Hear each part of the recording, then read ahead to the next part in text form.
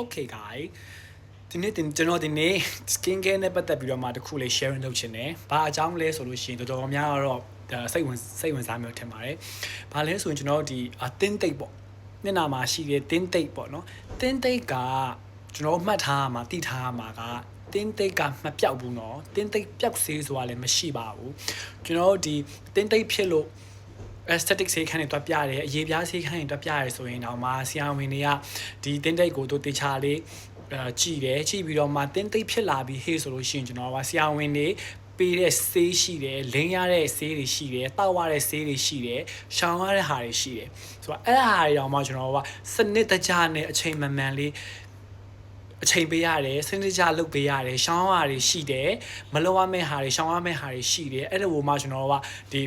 5-6လလောက်အဲ့လိုလေးဆွဲမြင့်မြင့်ဒီဇိုင်းမြတ်လုပ်တဲ့အခါကျမှရှိနေတဲ့တင်းတိတ်လေးက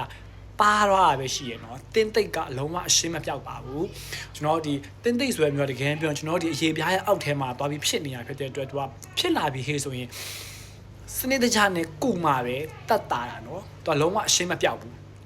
တင်းတိတ်ပြောက်စေးဆိုတဲ့ဟာကလေကျွန်တော်သိတဲ့လောက်ကကြတော့ဒီစေးပညာလောကမှာတင်းတိတ်ပြောက်စေးဆိုတာယနေ့ထိတော့မရှိသေးဘူးလို့ကျွန်တော်အထင်တယ်ကျွန်တော်ကြားမိတော့ပေါ့နော်ထင်တယ်ဆိုတော့အဲ့ဒါတတိထားစေချင်ပါတယ်ကျွန်တော်ဒီ online ကနေကျင်ညာနေရဲ့